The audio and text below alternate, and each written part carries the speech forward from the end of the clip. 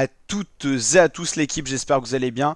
Pour cette nouvelle vidéo, on se retrouve pour parler cyclisme sport. On va parler Critérium du Dauphiné 2024 qui aura lieu du 2 au 9 juin 2024. C'est avec grand plaisir qu'on a pu suivre les 3 semaines du Tour d'Italie, du Giro 2024. On a résumé chacune des étapes, on a présenté chacune des étapes, on s'est régalé. On fera pareil pour le Critérium et pour le Tour de France. Juste un petit désolé pour la vidéo, les podiums et tout ça. Il y a eu un problème d'enregistrement micro, ce qui fait qu'il faut mettre vraiment le son à 100% et encore on entend très mal. C'est la première fois que ça arrive sur la chaîne, donc on essaiera que ça ne se réitère pas. Voilà. Je me suis rendu compte assez tard en plus dans la mise en ligne, mais en tout cas, désolé la team, on va essayer d'avoir du contenu de qualité, que ce soit au niveau audio et vidéo. On va continuer à envoyer du très lourd. On va donc aujourd'hui présenter le parcours complet du Critérium du Dauphiné. On verra également pour l'instant quelques coureurs qui ont été annoncés. Dès qu'on aura la start list complète, on vous la montrera sur la chaîne. Bien sûr, tout comme pour le Giro, le Critérium, ça sera présentation de chacune des étapes et résumé de chacune des étapes, donc du 2 au 9 juin. Vous avez donc les dates en tête, la team. L'étape 1, ça sera donc le dimanche 2, c'est du dimanche au dimanche. Ça sera une étape normalement pour les sprinteurs, entre Saint-Pourçain sur Sioule et cette même ville de Saint-Pourçain sur Sioule, 172,5 km. Le Critérium du Dauphiné, c'est une semaine de course qui est normalement la course de préparation pour le Tour de France. Mais c'est vrai que maintenant, pas mal de coureurs ont décidé aussi de partir sur le Tour de Suisse pour préparer le Tour de France. Le Tour de Suisse, on le suivra peut-être pas en intégralité. Ça sera du 9 au 16 juin. Voilà, maintenant les coureurs ils choisissent soit de faire le Critérium, soit le Tour de Suisse pour préparer le Tour de France. Et ensuite, il y a souvent les championnats nationaux qui sont faits pour les coureurs qui souhaitent participer. Ils font pas tous voilà, les championnats nationaux, les coureurs qui font le Tour de France par exemple. La deuxième étape, ça sera déjà beaucoup plus vallonné. On ne pourra pas vraiment parler de grosses pentes et tout ça. Ça sera des cols plutôt roulants, du 5-6%. Il y aura déjà peut-être quelques aperçus des états de forme entre favoris.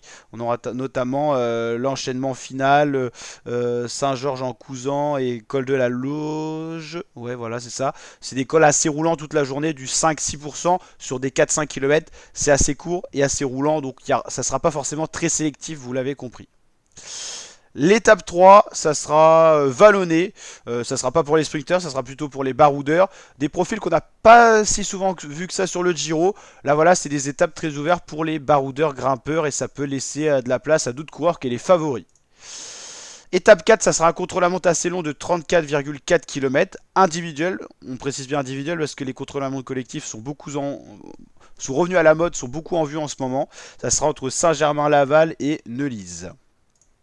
L'étape du jeudi, ça sera une étape de transition certainement pour les sprinters entre Amplepuis, c'est ça, et Saint-Priest. Étape 6 du vendredi, ça sera la première grosse étape de montagne. Là, on pourra vraiment parler de col dans la journée, avec notamment le col du Granier, 9 km à 5% de moyenne, mais surtout le collet d'Alvar, pas très connu, mais 11 km 2 à 8% de moyenne. Hors catégorie, c'est du très lourd, c'est très pentu, comme le montre le profil. Étape 7 du samedi, ça sera un enchaînement de cols, le col de Saisie, que d'ailleurs pour la petite anecdote j'ai eu la chance de gravir. C'est un col assez roulant avec quelques petits replats. Alors tout dépend du côté où on le prend, mais là je crois que c'est le côté que j'ai grimpé, 9 km 4 à 6% de moyenne. Le col d'Arrache, le col de la Ramasse, beaucoup plus dur, hein. 13 km 9 à 7% de moyenne, ça n'aura rien à voir avec les autres de la journée, même s'ils sont classés en première catégorie. Et l'arrivée à Samoens 1600, station de ski, 10 km à 9,3% de moyenne, ça sera l'ascension la plus pentue de la journée et une arrivée en altitude après un enchaînement de cols. Et l'étape 8, on aura la chance d'avoir le col de la Forclaz, qui est très connu. On aura également le Salève, un peu moins connu, et le plateau des Glières, un col qui était peu connu et qui est devenu connu grâce au Tour de France. 9 km à 7% de moyenne, c'est vraiment un vrai mur. Ça va être très intéressant, donc vous l'avez compris, ce sera surtout les 3 dernières étapes où on aura de la haute montagne, un peu de sprint et un peu d'étapes vallonnées pour voilà, les premières étapes. Pour les coureurs qu'on connaît déjà sur le Critérium du Dauphiné, déjà si je vous parle de leader, normalement, on n'aura pas Tadej Pogacar qui vient de finir le Giro, donc c'est quasiment impossible qu'il fasse le Critérium, enfin c'est même impossible. Donc déjà, ça va laisser un peu ouvert pour la concurrence, parce que là on a vu un match à sens unique, comme on dirait dans le football, pour Pogacar qui a totalement dominé. Il a mis à plus de 9 minutes 54 Felipe Martinez et à plus de 10 minutes Geraint Thomas. Faut avouer que la start list du Giro n'était pas très chargée, mais normalement on aura un Critérium du Dauphiné qui sera beaucoup plus disputé. Parmi les gros favoris, on attend bien sûr Primoz Roglic qui a déjà été annoncé. Il aura une très belle équipe Bora Hansgrohe autour de lui. Alexander Vlasov en tant que co-leader ou en tant que très gros lieutenant de montagne, je pense que Roglic et Vlasov seront tous les deux leaders, mais ils auront déjà par exemple Jay Hindley pour les épauler qui a déjà gagné le Giro. Je pense pas que les trois seront leaders, mais on a déjà trois grosses pointures dans l'équipe Bora-Hansgrohe. Alpecin de Senning, ça sera Axel Lawrence pour le sprint. L'Arkea BNB, Rodriguez, Christian Rodriguez pour le général.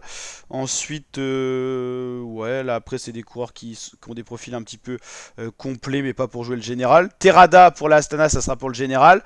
Baran Victorious, on aura Buitrago qui sera là pour le classement général. Alors, Antonio Tiberi, sachant qu'il a déjà fait le Giro, je vois pas comment il pourrait être présent sur le Critérium. Alors, est-ce qu'il fait le doublé Giro Critérium? Ça paraît bizarre. Jack Egg, ok. Cofidis, Kenny Lisson, Guillaume Martin en tant que leader. Ça sera compliqué un top 10 pour Guillaume Martin. Il y aura du beau monde, on va le voir dans ce Critérium.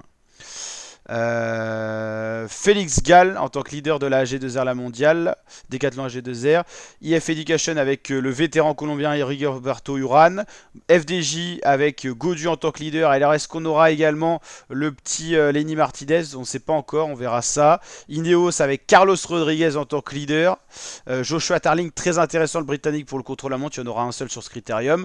Intermarché Wanty avec George Zimmerman qui vient de faire le Giro, apparemment il a annoncé sur le critérium, et Luis Menches. Israel Premier Tech avec le retour de Chris Froome. Bon, je l'attends pas, je vous l'avoue, au meilleur niveau. Jakob Fuglsang en tant que leader. Sur une course d'une semaine, il peut encore tenir le coup, même s'il est assez âgé. Lidl Trek avec Ciccone qui sera vraiment un vrai leader. Il n'a pas pu faire le Giro, il s'est fait opérer du bas du dos. Il pouvait donc pas remonter sur la selle, mais lui, il faut l'attendre pour le Tour de France. Je pense qu'il peut faire très mal. Ciccone, je pense qu'il peut monter en puissance. Il y aura également Tauge Gennard qui a déjà gagné le Giro. Donc une belle équipe Lidl Trek. Mats Pedersen, Tom Skünge. Ouais, l'auto Disney Person pour le général. La Movistar avec Davide Formolo, je vois pas vraiment le coureur italien faire un général. Soudal Quickstep, le grand rival de Primoz Roglic, vraiment en grande test de liste. On a bien sûr Remco Evenepoel, Miguel Landa en tant qu'outsider pour le top 10. On a Masnada qui grimpe bien avant le leader. On a des équipes très costauds, hein. Vous l'avez compris, ça sert surtout des duels entre équipes. La Bora contre la Soudal. Et après, on verra ce qu'il y a aussi en autre équipe. Matteo Jorgensen, Seb Kuss, c'est costaud pour la Visma Leise Bike. La UAE avec Ayuso. Sivakov, où on aura vraiment une start list beaucoup plus complète sur cette course d'une semaine du Critérium que sur le Giro, vous pouvez le voir. Et encore, on n'a pas tous les coureurs, mais déjà on peut attendre un duel Roglic-Evenepoel, et en tant que leader pour le top 10, on peut citer déjà Ayuso, qui est quand même une grosse pointure. Matteo Jorgensen, sur une course d'une semaine, l'américain est costaud. On peut citer Landa, c'est costaud. Guillaume Gennard, Ciccone, ça fait déjà 5. Fulsang je ne citerai pas parce que il est un peu juste maintenant, tout comme Luis Menches, c'est trop vieux. Carlos Rodriguez, ça fait 6. Uran non plus trop vieux. Gaudu, on peut quand même le citer même si je le sens pas trop. Vlasov, ça fait 8 déjà. Jack Egg, ça fait 9. Buitrago, ça fait 10. Terrada, ça fait 11. Vous voyez, on a déjà 11 leaders pour jouer le général. On a déjà quasiment, en connaissant que cette petite liste-là, on a déjà quasiment une plus grosse start list que le Giro. Ça montre quand même l'envergure de cette préparation du Tour de France où quasiment tout le monde a coché le Tour de France sur son planning cette année. Imaginez Pogacar, il vise le doublé de Giro Tour, hein, il fait pas que le Giro. Donc voilà, on aura du monde sur le Tour de France et on aura du monde sur ce critérium du Dauphiné. Et ceux qui ne feront pas le Dauphiné pour préparer le Tour de France, vous l'avez compris, feront le Tour de Suisse. On suivra tout ça en intégralité sur la chaîne, donc n'hésitez pas à vous abonner, activer la cloche, liker, partager. Je vous dis à très bientôt pour de prochaines vidéos la team. Ciao ciao.